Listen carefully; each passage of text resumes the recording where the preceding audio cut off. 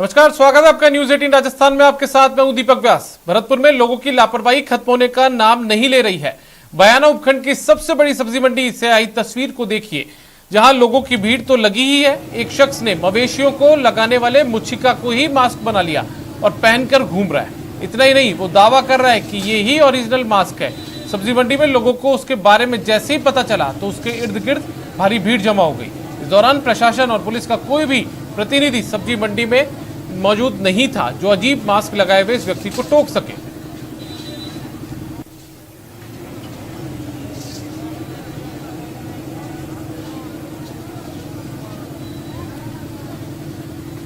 तो जो तस्वीरें आप देख रहे हैं, दरअसल ये भरतपुर की तस्वीरें हैं। भरतपुर की बयाना उपखंड की सबसे बड़ी सब्जी मंडी से आई तस्वीरों को जब आप देखेंगे तो अंदाजा लगा सकते हैं कि यहाँ पर लोगों को कोविड गाइडलाइन की पालना की जरा भी फिक्र नहीं है। और यही नहीं, आप यहाँ पर एक देखेंगे तो एक शख्स मवेशियों को लगाने वाले मुच्छिका को ही मास्क बनाकर घूम रहा है। तस्वीरों में देखिए आप इस शख्स को, कितना लापरवाह ये शख्स है, इसने मुच्छिका को मास्क बना डाला। और जब आसपास के लोगों ने इसे देखा तो यहाँ पर उसके इर्द गिर्द भारी भीड़ जमा हो गई। लेकिन चौंकाने वाली बात यह थी कि इस व्यक्ति को देखने के बाद कोई भी इसे टोकता हुआ नजर नहीं आया। सब्जी मंडी में जिला प्रशासन का, स्थानीय प्रशासन का और पुलिस प्रशासन का कोई भी नुमाइंदा मौजूद नहीं था और ऐसे में उसे टोकने वाला भी वहां पर कोई नहीं था। आप अंदाजा लगा सकते हैं कि ऐसे व्यक्ति ही सुपर स्प्रेडर बनकर कोविड को निमंत्रण दे रहे हैं और साथ ही खुद की लापरवाही के चलते दूसरे लोगों को भी कोविड का शिकार बना रहे हैं।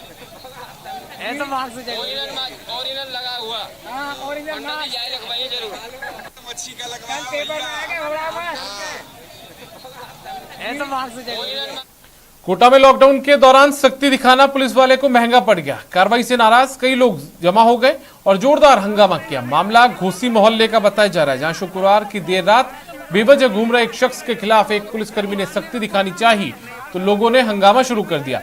वीडियो में आप देख सकते हैं कि लोग कैसे पुलिस वाले से उलझने की कोशिश कर रहे हैं। लोगों ने आरोप लगाया कि पुलिस कर्मियों ने शराब के नशे में युवक के साथ मारपीट की।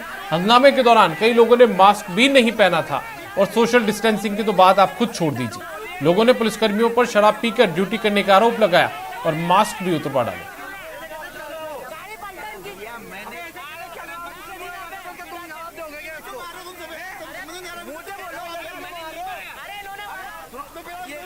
प्रदेश के सरहदी जिले श्रीगंगानगर में लॉकडाउन के 14वें दिन बाजारों में पूरी तरह से सन्नाटा पसरा हुआ है और सड़कों पर आवाजाही ना के बराबर है।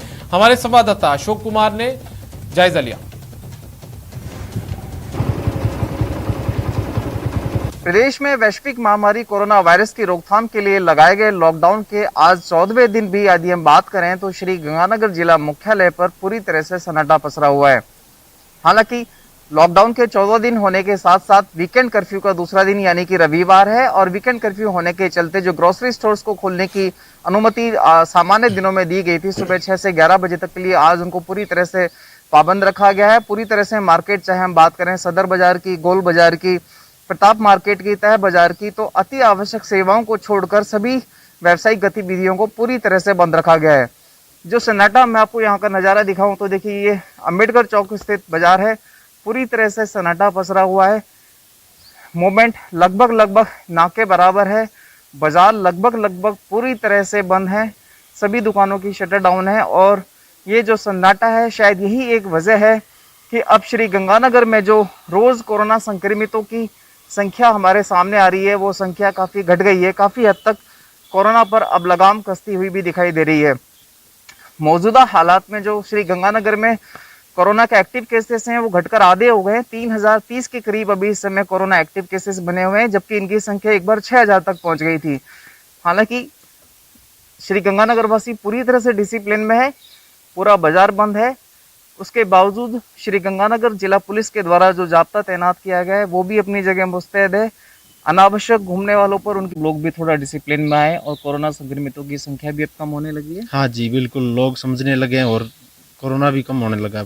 अल्टीमेटली जो कोरोना संक्रमितों की संख्या है उसमें लगातार जो गिरावट दर्ज की जा रही है ये थोड़ा सा शुभ संकेत है। लेकिन उसके बावजूद न्यूज 18 अपने दर्शकों से एक बार फिर से अपील करता है कि कोरोना के संक्रमण की दर पर, रफ्तार पर जो लगाम कसी है, लगाम जरूर कसी है, लेकिन कोरोना अभी गया नहीं है। कोरोना अभी भी हमारे बीच ही है। इसलिए आप कोरोना गाइडलाइन की ईमानदारी से पालना करें। अशोक शर्मा, न्यूज 18 श्री गंगानगर। जालौर जिले में 1 अप्रैल से शुरू हुई कोरोना की दूसरी लहर अब काबू होती नजर आ रही है।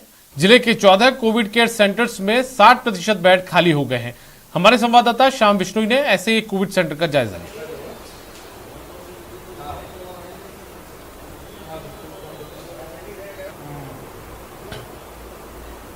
जालौर जिले में जिस तरीके से कोरोना ने अपना प्रकोप दिखाया, उसके बाद सभी हॉस्पिटलों के बेड फुल हो चुके थे। ऐसे में कोविड केयर सेंटर जो बनाए थे वो वहां पर भी फुल हो चुके थे, लेकिन धीरे धीरे कोरोना की रफ्तार जिले में कम पड़ रही है, जिसका आप साफ तौर से देख सकते हैं कि ये जो सेंटर बना हुआ है, कोरोना मरीजों को यहाँ पर भर्ती किया हुआ है, जिसमें साफ तौर से देख सकते हैं कि इक्का दुक्का मरीज ही आपको बेड पे दिखेंगे। सारे बेड है वो खुले साफ तौर से खाली दिखाई दे रहे हैं। ऐसे में कहीं ना कहीं जिले में राहत की खबर है और कोरोना संक्रमण जो मरीज है उनका आंकड़ा जरूर घट रहा है। हमारे साथ यहाँ के जो प्रभारी है दुंगाराम जी मौजूद है।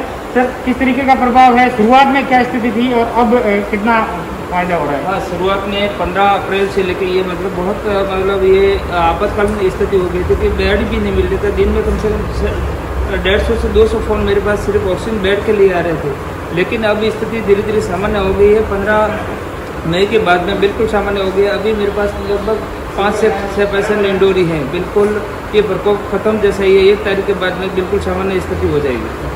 कहीं ना कहीं साफ तौर से जिले में जो आंकड़े हैं वो घट रहे हैं। ये सुखद खबर है जालौर जिले के लिए, क्योंकि शुरुआत के दौर में जब सारे हॉस्पिटल फुल हो चुके थे, ऐसे में लोगों में एक खौफ सा पैदा हो गया था कि आखिर स्थिति कब काबू होगी। लेकिन लोगों की अवेयरनेस और सरकारी लॉकडाउन की पालना के चलते ये सब कुछ संभव हुआ है। ऐसे में अब भी लोगों को सावधान व सचेत रहना होगा, नहीं तो कोरोना का बड़ा विस्फोट भी हो सकता है। श्याम विश्नोई, न्यूज 18 राजस्थान, जालौर। जैसलमेर में लॉकडाउन का असर दिख रहा है। लोग गाइडलाइंस का पालन करते नजर आ रहे हैं। न्यूज 18 की टीम ने लॉकडाउन के 14वें दिन शहर का जायजा लिया तो लोगों की जागरूकता साफ दिखी। कोरोना महामारी को लेकर सरकार चिंतित है और सीएम गहलोत लगातार फीडबैक ले रहे हैं। लगातार बढ़ते कोरोना का मामलों को लेकर कहीं ना कहीं प्रशासन भी सतर्क और सजग नजर आ रहा है। आमजन से अपील की जा रही थी। आज लॉकडाउन का 14वां दिन है और आप दृश्य देख सकते हैं। हम इस वक्त खड़े हैं व्यस्तम गांधी चौक में, जहां पर हर वक्त चहल पहल और भीड़ नजर आती है, लेकिन अब आमजन जो है वो जागरूक, सतर्क और सजग होता नजर आता है। लॉकडाउन का पूर्ण रूप से पालन किया जा रहा है। केवल आवश्यक वस्तुओं के लिए जो व्यवस्थाएं की गई थी 11 बजे तक, उसके बाद जो है पूरा मार्केट बंद है और इक्के दुक्के लोग जो निकल भी रहे हैं तो वो लोग हैं जो चिकित्सक के सुविधाओं के लिए चिकित्सालय या फिर कहें कि वो कोरोना कर्मवीर है जो कि अपने ऑफिसेज में जा रहे हैं, कोरोना वार्ड रूम्स में जा रहे हैं या फिर किसी विशेष और अर्जेंट और आपातकाल कार्यों के लिए ही घर से बाहर निकल रहे हैं। कहीं ना कहीं लोगों की सजगता और सतर्कता साफ देखने को मिल रही है। लॉकडाउन की सख्ती लगातार बढ़ाई गई है। बात करें अगर पुलिस कप्तान की तो वो लगातार जो है वो शहर का दौरा भी कर रहे हैं और उसके चलते हुए कहीं ना कहीं जो है सख्ती के चलते अब जागरूकता भी बढ़ने लगी है। होटल, रेस्टोरेंट, बैंक सब कुछ आज बंद है। आज रविवार है। रविवार और शनिवार को पूर्ण रूप से लॉकडाउन रहता है, जिसको लेकर स्वर्ण नगरी जैसलमेर सुनसान और सन्नाटा पसरा हुआ है और ये सन्नाटा कहीं ना कहीं लोगों की जागरूकता साफ बयां करता नजर आता है। मैं आपको बता दूं कि लॉकडाउन को लेकर अब संभावना है कि लॉकडाउन को बढ़ा दिया जाएगा, लेकिन अभी तक कोई भी आधिकारिक पुष्टि जो है वो नहीं हुई है।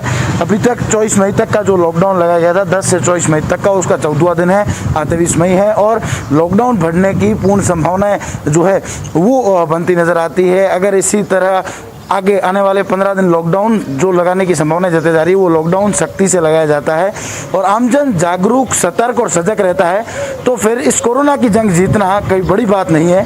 अब चाहिए कि हम कम्युनिटी स्प्लिट ना करें, हम घरों में रहें, सुरक्षित रहें, सजग रहें, ताकि इस कोरोना की जंग को हम जीत सकें और देश कोरोना मुक्त हो। न्यूज़ 18 के लिए श्रीकांत व्यास, जैसलमेर। जोधपुर में कोरोना संक्रमण का ग्राफ तो लगातार कम हो रहा है, लेकिन ब्लैक फंगस ने स्वास्थ्य विभाग की चिंता बढ़ा दी है। जोधपुर के अस्पतालों में लगातार कोरोना संक्रमित मरीजों की रिकवरी बढ़ रही है और पॉजिटिव संक्रमण की दर घट रही है। इस बीच जोधपुर में ब्लैक फंगस से 3 मरीजों की मौत से स्वास्थ्य विभाग के सामने नई चुनौती बढ़ गई है। संवाददाता ललित सिंह ने इसका जायजा लिया। जोधपुर शहर में कोरोना पॉजिटिव की दर लगातार गिरती जा रही है। लॉकडाउन के असर के चलते लगातार अस्पतालों में बेड खाली होने लगे हैं। सबसे अच्छी बात यहाँ कि यहाँ पर रिकवरी रेट लगातार बढ़ती जा रही है। ये जोधपुर का पावटा जिला अस्पताल है जहाँ पे कोविड केयर सेंटर है, लेकिन अब यहाँ पे कोई मरीज यहाँ पे नहीं है, क्योंकि अब यहाँ पे लगभग मरीज रिकवर होकर घर जा चुके हैं। लेकिन जोधपुर के अस्पतालों की बात करें तो लगातार एम्स की बात करें, मथुरा दास माथुर अस्पताल की बात करें, वहाँ पे लगातार बेड खत्म होते जा रहे हैं। लेकिन सबसे परेशानी ये है कि जो आईसीयू बेड है, वेंटिलेटर बेड है, वो उनकी कमी अभी भी साफ तौर पर देखने मिल रही है। उसका कारण साफ तौर पर यह है कि जो ग्रामीण इलाकों से मरीज साफ तौर पर सामने आ रहे हैं, वो देरी से अस्पताल पहुँच रहे हैं, जिसके चलते वो आईसीयू की बेड की आवश्यकता पड़ती है, वेंटिलेटर की जरूरत पड़ती है। तो ये एक समस्या है। लेकिन दूसरी समस्या साफ तौर पर एक और आ रही है कि जोधपुर में लगातार ब्लैक फंगस के मामले बढ़ते जा रहे हैं। जोधपुर के 2 अस्पतालों में 92 मरीज ब्लैक फंगस के हैं, जिनमें से 3 की मौत कल साफ तौर पर दर्ज की गई है। तो ये एक दोहरी परेशानी स्वास्थ्य महकमे के सामने है। लेकिन स्वास्थ्य महकमा अलर्ट है, लगातार ब्लैक फंगस से लेके जो कोरोना पॉजिटिव मरीज है उनका इलाज लगातार किया जा रहा है। लेकिन आंकड़े लगातार कम हो रहे हैं, ये जोधपुर शहर के लिए एक अच्छी बात है। सहयोगी शेर सिंह के साथ ललित सिंह, न्यूज़ 18 जोधपुर। झुंझुनू में पुलिस की सख्ती के बावजूद लोगों की लापरवाही कम नहीं हो रही है। लोग लॉकडाउन के बावजूद घरों में नहीं रहना चाहते हैं। पुलिस प्रशासन ने शहर में कई स्थानों पर नाकाबंदी की है और बिना वजह निकलने वाले लोगों को समझाया है। वहीं कोतवाली पुलिस ने 7 लोगों को क्वारंटीन सेंटर भेज दिया और 30 से अधिक चालान बनाए हैं। कोतवाली और ट्रैफिक इंचार्ज साथ में लेके अभियान चलाया। जो आवारा फिर रहे हैं उनको क्वारंटाइन सेंटरों में भेज रहे हैं और करीब 10 व्यक्तियों को तो क्वारंटाइन के लिए हिरासत में ले लिया है। कुछ की रसीद काट रहे हैं और सख्ती से इसकी पालना हो रही है और लोगों को समझाइश भी की जा रही है। और अब काफ़ी लोगों में ये उत्साह भी हुआ है, खुद लोग भी सामने आ रहे हैं कि सब अंदर रहो। वैक्सीनेशन सेंटर्स तो बनाए गए हैं कोरोना को मात देने के लिए, लेकिन कई वैक्सीन सेंटर पर लोगों की लापरवाही कोरोना की बड़ी मददगार साबित हो रही है। जालौर के भीनवाल से आई इस तस्वीर को देखिए। ये वैक्सीनेशन सेंटर है जहां लोग वैक्सीन लगवाने आए हैं, लेकिन वैक्सीन लगवाने के लिए जिस तरह से लोग सोशल डिस्टेंसिंग की धज्जियां उड़ा रहे हैं, उससे कोरोना हारेगा नहीं बल्कि और मजबूत होगा और कई लोगों को अपना शिकार बनाएगा। आप देख सकते हैं कि वैक्सीनेशन सेंटर के बाहर कितनी लंबी लाइन लगी है। प्रशासन ने कैसे इंतजाम कर रखा है वो इस बात से समझ में आता है। 400 लोगों को कंट्रोल करने के लिए सिर्फ 2 पुलिसकर्मियों की तैनाती की गई है। इतना ही नहीं, लोगों को चिलचिलाती धूप में यूं ही छोड़ दिया गया है। न खड़ा रहने के लिए टेंट और न ही पीने के पानी की व्यवस्था है। जालौर जिले में भले ही कोरोना का ग्राफ घटता जा रहा हो, लेकिन जिस तरीके से टीकाकरण को लेकर जो युवाओं की भीड़ है वो कहीं ना कहीं बड़े जो विस्फोट का न्योता दे रही है। आप देख सकते हैं कि टीकाकरण सेंटर पे किस तरीके से जो भीड़ है ये उमड़ी है। बिना किसी सोशल डिस्टेंस के जो महिलाएं, पुरुष, युवा जो यहाँ मौजूद है, इसमें साफ तौर से आप अंदाजा लगाया जा सकता है कि किस तरीके से सोशल डिस्टेंस की धज्जियां उड़ाई जा रही है। आप देख सकते हैं कि साफ तौर से प्रशासन की ओर से मौजूद यहाँ पर अमला है वो बिल्कुल भी नहीं है और 2 महज पुलिस कांस्टेबल के भरोसे ये 400 से अधिक की भीड़ है, ये कहीं ना कहीं जिले को बड़े कोरोना के विस्फोट का न्योता दे रही है। साफ तौर से आप देख सकते हैं कि ये जो भीड़ है ये आने वाले दिनों में टीकाकरण के जरिए जो वैक्सीन लगा करके कोरोना पे लगाम लगाने के प्रयास सरकार कर रही है, लेकिन ये सोशल डिस्टेंसिंग की धज्जियां उड़ा करके साफ तौर से कहा जा सकता है कि ये भीड़ कहीं ना कहीं जिले के अंदर आने वाले दिनों में बड़ा विस्फोट करेगी। लगातार प्रशासन की ओर से लॉकडाउन के जरिए सोशल डिस्टेंसिंग से इस मास्क को लेकर प्रशासन जागरूक कर रहा है, लेकिन लोग है कि इसकी पालना नहीं कर रहे हैं। साथ ही साथ पिछले 2 घंटे से लगातार ये जो वैक्सीन लगाने के लिए भीड़ खड़ी है, ये जो धूप में खड़ी है, इनके लिए किसी भी प्रकार की टेंट की व्यवस्था नहीं है। ऐसे में कहीं ना कहीं प्रशासन की जो व्यवस्थाएं हैं उन पे बड़े सवालिया निशान खड़े होते हैं। श्याम बिश्नोई, न्यूज़ 18 राजस्थान, जालौर। लॉकडाउन के दौरान सरकार की ओर से लगाई गई पाबंदियों का किसानों पर बड़ा असर पड़ रहा है। सीकर जिले के किसान इन दिनों खाद बीज नहीं मिलने से परेशान हैं। जिले में पिछले 2 दिन से लगातार बारिश हुई है और इस वजह से मूंगफली सहित कई खरीफ की फसलों की बुआई शुरू हो चुकी है, लेकिन खाद और बीज की दुकानें बंद होने से किसान परेशान है। हमारे संवाददाता ने जायजा लिया। कोरोना के संकट के बीच जिले के किसानों के सामने बड़ी समस्या खड़ी हो गई है। जिले में इन दिनों बारिश हो चुकी है और काफ़ी जगह पर खरीफ की बुआई का दौर शुरू हो चुका है। इस वक्त मूंगफली और अन्य फसलों की बुआई का दौर चल रहा है, लेकिन बीज और खाद समय पर नहीं मिलने से किसान परेशान हैं। आप देख सकते हैं हमारे सामने जो खाद बीज की दुकानें हैं वो पूरी तरह से बंद पड़ी हुई है। सप्ताह में केवल 2 दिन इन दुकानों को खोलने की अनुमति दी जाती है और वह भी सुबह 6 से 11 तक के लिए। लेकिन बारिश जिस तरह से लगातार हो रही है, पहले किसानों को ये पता नहीं था कि इस तरह की बुआई जितनी बारिश इस वक्त हो जाएगी, लेकिन अब बारिश हो चुकी है और किसान ये चाहते हैं कि खेत में बुआई कर दी जाए, लेकिन बीज नहीं मिलने की वजह से किसानों के सामने बड़ा संकट खड़ा हो गया है। लगातार किसान संगठन बीज की मांग कर रहे हैं। हमारे साथ बीज खरीदने के लिए आए हुए एक किसान है। भाई साहब, कहाँ से आए आप? देवगढ़ से आए। किस लिए आए थे? बीज लेने के लिए 2 दिन हो गए लगातार आ रहे हैं। किसका बीज चाहिए आपको? मूंगफली का, बाजरे का, ग्वार का, मूंग का, सभी थे। बुआई शुरू हो गई आपकी? शुरू हो गई बुआई। तो जिस तरह से जो दूसरे गांव से लोग बाहर से आ रहे हैं बीज खरीदने के लिए, उनको बीज नहीं मिल रहा, जबकि ये आवश्यक वस्तुओं के अधीन आता है। इस लगातार प्रशासन से मांग की जा चुकी है। इसके बाद भी जो खाद बीज की दुकानें हैं वो नहीं खुल रही है। दूसरा एक सबसे बड़ी समस्या और भी है कि लोग गाँवों से बीज लेने के लिए निजी वाहनों से आ भी नहीं सकते, उनको भी पुलिस के द्वारा रोका जा रहा है। हमारे साथ भारतीय किसान यूनियन के जिलाध्यक्ष और इसके साथ साथ बीज विक्रेता भी दिनेश जाखड़ है, इनसे बात करेंगे। डॉक्टर साहब, किस तरह की परेशानी उठानी पड़ी है? करीब 2021 की बुआई का समय आ गया। सरकार स्वयं मानती है कि 15 मई बाद खरीफ की बुआई प्रारंभ हो जाती है, और ये जो तूफान के बाद लगातार 18 तारीख से बारिश हो रही है, इससे किसान मूंगफली, बाजरा, ग्वार, चौड़ा, मूंग आदि बीजों की बुआई के लिए बीज चाहते हैं, लेकिन लॉकडाउन की सख्ती के कारण ना तो उन्हें बीज खरीदने के लिए आने दिया जाता है, और मात्र जो आवश्यक वस्तु अधिनियम के अंतर्गत है 7 दिन दुकानें खुलनी चाहिए, सिर्फ 2 दिन सोमवार और गुरुवार को 6 से 11 बजे तक। इसलिए समय पे बुआई नहीं हो पा रही है। और खेती का एक सीधा सा नियम है, खेती में अगर समय पर फसल की बुआई हो जाए तो फसल अच्छी होती है, वरना उस फसल से किसान को नुकसान होता है और देश के अंदर महंगाई ज़्यादा बढ़ती है। तो मैं किसान यूनियन की ओर से पुनः मांग करता हूं राज्य सरकार से, हालांकि हम बार बार उन्हें प्रतिवेदन दे चुके हैं। 21 तारीख को भी हमने मुख्यमंत्री के नाम जिला कलेक्टर के माध्यम से ज्ञापन भी भिजवाया है और ऑनलाइन भी ये ज्ञापन हमने दिलाया है, लेकिन इसके बावजूद भी कल मीटिंग हुई है लॉकडाउन को लेकर, लेकिन कोई निर्णय किया है नहीं किया है सरकार ने। सरकार की स्थितियाँ इस प्रकार की हो गई है किसानों के लिए। 6 महीने से किसान दिल्ली के अंदर बैठा है, केंद्र सरकार गहरे कुएं की तरह है और राज्य सरकार गहरी खाई की तरह है। किसान के दोनों तरफ, एक तरफ गहरा कुआं है, एक तरफ खाई है। खाद बीज नहीं मिल रहा, सरकार हर साल बीज बांटती है, सरकार भी नहीं बांट रही, क्या मांग करना चाहेंगे आप जल्द? केंद्रीय कृषि मंत्री ने अभी 3-4 रोज पहले बयान दिया था कि देश में 165 लाख टन बीज की आवश्यकता है, लेकिन 171 लाख टन बीज है। उनका बयान अखबारों तक सीमित हो गया, लेकिन हकीकत जब ज़मीन पर हम आते हैं, जब हम बाजार में देखते हैं, तो यहाँ हर चीज़ की शॉर्टेज है। सरकारों की तरफ से जो बीज वितरित किया जाता था उसकी तो हमें कतई संभावना नहीं लगती, और किसान जो 90% निजी विक्रेताओं से बीज खरीदता था, उन निजी विक्रेताओं को भी दुकानें नहीं खोलने की बंदिश लगा रखी है। हफ्ते में सिर्फ 2 दिन खोल सकते हैं, वो भी 6 से 11 बजे तक।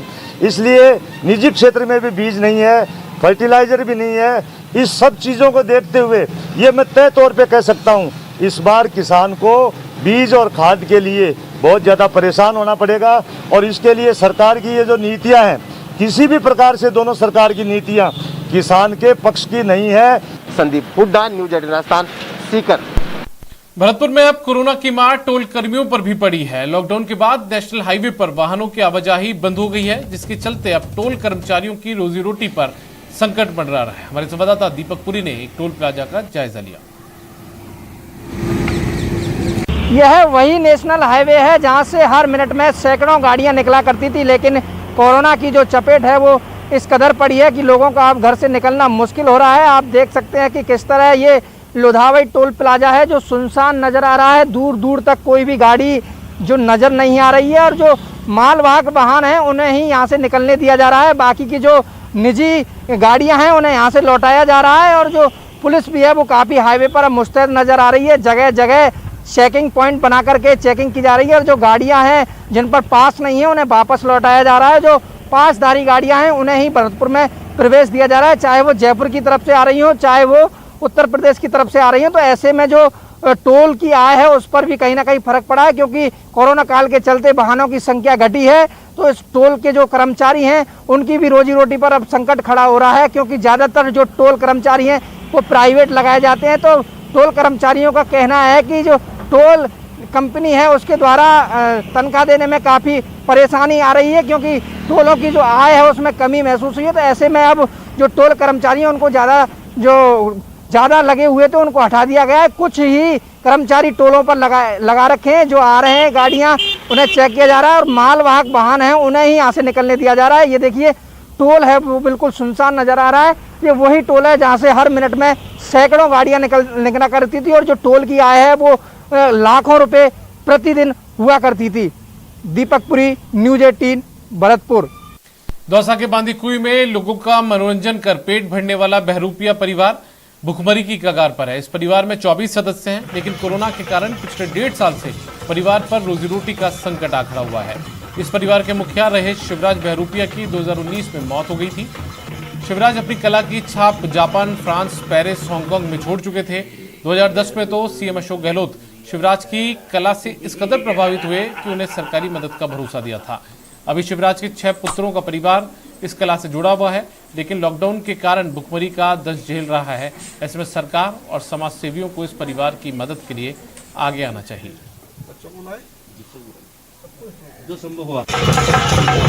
मैं आप लोगों से और इस सरकार से और यहाँ के अपने बांदीकुई की जो प्रशासन से मैं अरदास और गुजारिश बस यही करना चाहता हूँ कि जब से भारत के अंदर इस महामारी ने दस्तक दी है, हम जैसे लोक कलाकारों का जीना बेहाल हो चुका है। बहुत ही बढ़िया कलाकार, जैसे कि मान लो दिल्ली में जो सूरजकुंड मेला होता है उसके अंदर हम लोग जो प्रोग्राम करते हैं, और कॉमनवेल्थ गेम हुआ था उसमें भी हम लोग गए थे तो उसमें भी हमको सम्मानित करा था।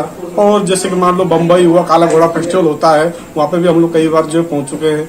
जैसे कि मान लो गोवा है, ऐसा कौन सा जो है भारत के अंदर गाँव नहीं है, ऐसा कौन सा जिला नहीं है जिसमें हम लोग कलाकारी नहीं दिखाई। हमारे को कुछ खाने के लिए, रसोई में कुछ बनाने के लिए ऐसा कुछ सामान नहीं दिखता है। जाते हैं बनाने के लिए लेकिन फिर वापस लौट के आ जाते हैं। बच्चे हमारे दूध पीने के लिए चाय मांगते हैं, सब चीज़ मांगते हैं, तो वो सब कुछ ऐसे नहीं मिल पा रहा है हमारे को, हमारे बच्चों को। हम इस लॉकडाउन की वजह से काफ़ी परेशान हैं।